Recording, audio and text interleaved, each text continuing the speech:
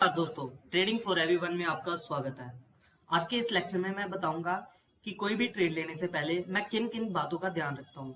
ऐसे कौन से स्टेप है जिस अगर वो फॉलो ना हो तो मैं ट्रेड ही नहीं प्लान करता। तो मैं आज आपको उसी के बारे में बताता हूँ। आई होप इससे आपकी भी मदद होगी। तो चलिए शुरू करते हैं। सबसे पहले ये जो आप लाइन देख रहे हो इसको बोला जाता है सपोर्ट और रेजिस्टेंस। हॉरिजॉन्टल लाइन बोल सकते हो, कुछ भी बोलिए। अगर मेरी स्क्रीन पे ये लेवल नहीं है तो मैं ट्रेड प्लान नहीं करूंगा। इसका रीजन है क्योंकि ये मेरे को बताते हैं कि कौन कौन सी ऐसे लाइनें हैं जहां से मार्केट रिवर्स ले सकती है। जैसे सुबह ये लेवल मैंने आपको टेलीग्राम पे दे दिए थे कि मार्केट यहाँ से आई, नीचे आई, यहाँ से टकरा के फिर यहाँ पे फंसी रही, ऊपर टकराई, यहाँ पे फंसी रही, यहाँ इसको ब्रेक किया, इसको सपोर्ट बनाया, ऊपर गई, फिर यहाँ से टकरा के फिर नीचे आके इसी लेवल पे आके क्लोज होगी। ये सब लेवल आपको मैं सुबह दे देता हूँ। और ये लेवल ड्रॉ कैसे करना है ये मैंने आपको एक वीडियो में बताए हुए, आप उस वीडियो को चेक कर सकते हो। तो सबसे पहले आपकी स्क्रीन पे सपोर्ट और रेजिस्टेंस लेवल ड्रॉ होने चाहिए। अगर आपके पास ये लेवल नहीं है तो आप किसी भी तरह से ट्रेड प्लान करने के लायक नहीं हो। अभी आप पहले तो सबसे पहले लेवल ड्रॉ करिए। और दूसरी बात जो मैं ट्रेड प्लान करने से पहले देखता हूँ वो ये है कि जो मैं ट्रेड ले रहा हूँ क्या वो एक्चुअल में वैल्यू फॉर मनी है। क्या अगर मैं किसी बिजनेस में पैसा लगा रहा हूँ तो क्या वो बिजनेस ऐसा है कि जो चल सकता है। अगर लगता है मुझे कोई भी दिक्कत लगती है कि ये बिजनेस चल नहीं सकता तो उसमें मैं पैसा ही क्यों लगाऊंगा। इसी प्रकार से अगर कोई ट्रेड मुझे ऐसे लगती है कि ये ट्रेड मुझे पैसा बना के दे सकती है, इसमें मुझे रिस्क कम लग रहा है, तो वो ट्रेड मैं लेना पसंद करूंगा। अगर मुझे कोई ट्रेड में इतनी श्योरिटी नहीं है कि वो ट्रेड मुझे पैसा दे सकती है तो मैं उसमें पैसा लगाना नहीं पसंद करता हूँ। मैं अपना पैसा फंसा के नहीं रखना चाहता। मुझे चाहिए रिजल्ट चाहिए, और हो सके तो मैं ऑप्शन बायर हूं तो मुझे इंस्टेंट रिजल्ट चाहिए। ज्यादा टाइम मैं बैठूंगा नहीं क्योंकि टाइम डीके का लॉस मैं नहीं लूंगा। तो ये बात भी आपको ध्यान रखनी है कि क्या जो ट्रेड मैं प्लान कर रहा हूँ वो एक्चुअल में वैल्यू फॉर मनी है। अगर है तो आप ट्रेड जो प्लान कर सकते हो। तीसरी बात मैं ये देखता हूँ कि जो ट्रेड मैं देख रहा हूँ क्या वो बन रही है या मेरी इमेजिनेशन है। कई बार ऐसे होता है कि ट्रेड अभी बन कुछ नहीं रहा लेकिन मन में लगता है कि यार मैंने सुबह से ट्रेड नहीं की।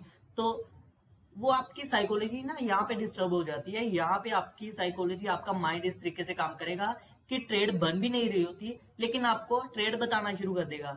जैसे यहाँ पे कोई भी ट्रेड नहीं बन रही होती, अभी बनेगी, जब यहाँ से रिवर्स आएगी तो आप छोटा सा इसको हेड एंड शोल्डर बोल सकते हो। लेकिन आप इसी कोई एक कैंडल यहाँ पे ग्रीन मिल जाए उसके बाद आप इसको पुट की पोजीशन बना दो तो वो एक इमेजिनेशन ट्रेड हुई। चार्ट को पहले पूरा बनने दो, उसके बाद आप अपनी ट्रेड प्लान करो। एक तो बात ये होगी, इससे भी इंपॉर्टेंट बात ये है कि इस ट्रेड का रिस्क रिवॉर्ड रेशो कितना है। अगर आपको रिस्क रिवॉर्ड रेशो 1:1 का मिल रहा है तो ऑब्वियसली आप तभी ट्रेड लोगे अगर आपकी एक्यूरेसी लगभग 7, 8, 9 के करीब जा रही है। 10 में से 7, 8, 9 ट्रेड सही है तो आप 1:1 का ले सकते हो। लेकिन मैं आपको रिकमेंड नहीं करूंगा। मैं बिगिनर बंदे को यही बोलता हूँ कि आपको जितना हो सके ज्यादा रिस्क रिवॉर्ड रेशो वाली ट्रेड लेना पसंद करनी चाहिए। आपको ट्रेड वही, कम से कम आपको 1:2 की ट्रेड लेनी चाहिए। इसके बाद आप देखोगे कि अगर आपको 1:2 की ट्रेड मिल रही है, आपको कम ट्रेड भी मिलेगी तो भी आप प्रॉफिट में निकल जाओगे। आपको 1:2 की ट्रेड मिलती है, आप 1:2 की ट्रेड प्लान करते हो तो आपकी सिर्फ अगर एक्यूरेसी 33% भी है, 33% एक्यूरेसी के कारण भी आप ब्रेक इवन पे पहुंच जाओगे, ना प्रॉफिट में ना लॉस में। यानी कि आपको 50% भी आपकी एक्यूरेसी है तो आप प्रॉफिट में हो।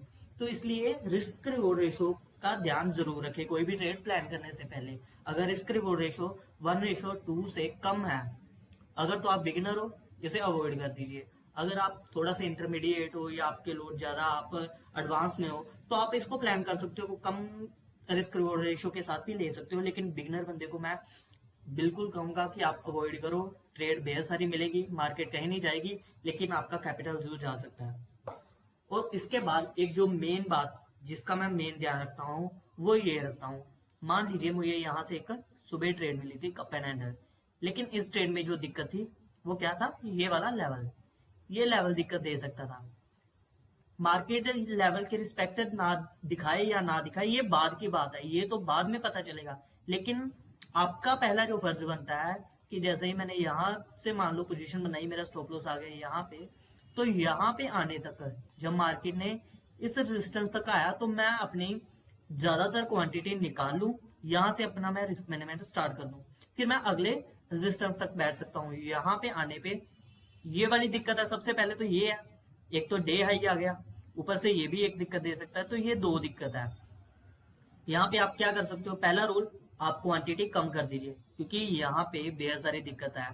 एक तो डे हाई, दूसरा लेवल, तीसरा लास्ट डे की क्लोजिंग भी अड़ रही है, तो ये तीन तीन दिक्कत है। तो मार्केट आज तो आपको ऊपर जाती हुई दिखाई दे रही है, लेकिन ज्यादातर अगर ऐसे केस मिलेंगे तो मार्केट आपका स्टॉप लॉस भी एंटर कर सकती है।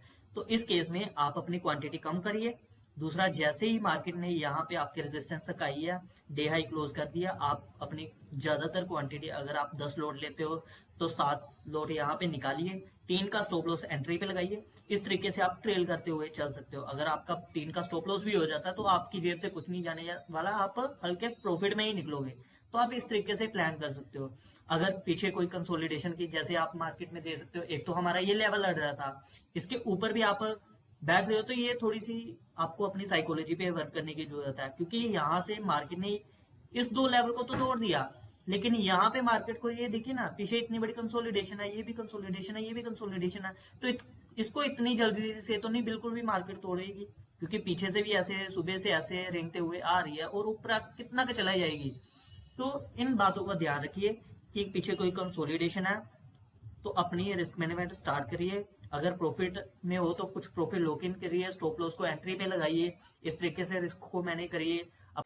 अपने सपोर्ट और रेजिस्टेंस को ध्यान में रखते हुए ट्रेड को प्लान कीजिए। अगर आप इन छोटी छोटी बातों का ध्यान रखते हो, ट्रेड लेने से पहले इनके बारे में सोचते हो, तो मैं आपको गारंटी दे सकता हूँ कि आप बहुत ही जल्दी एक प्रॉफिटेबल ट्रेडर बन सकते हो।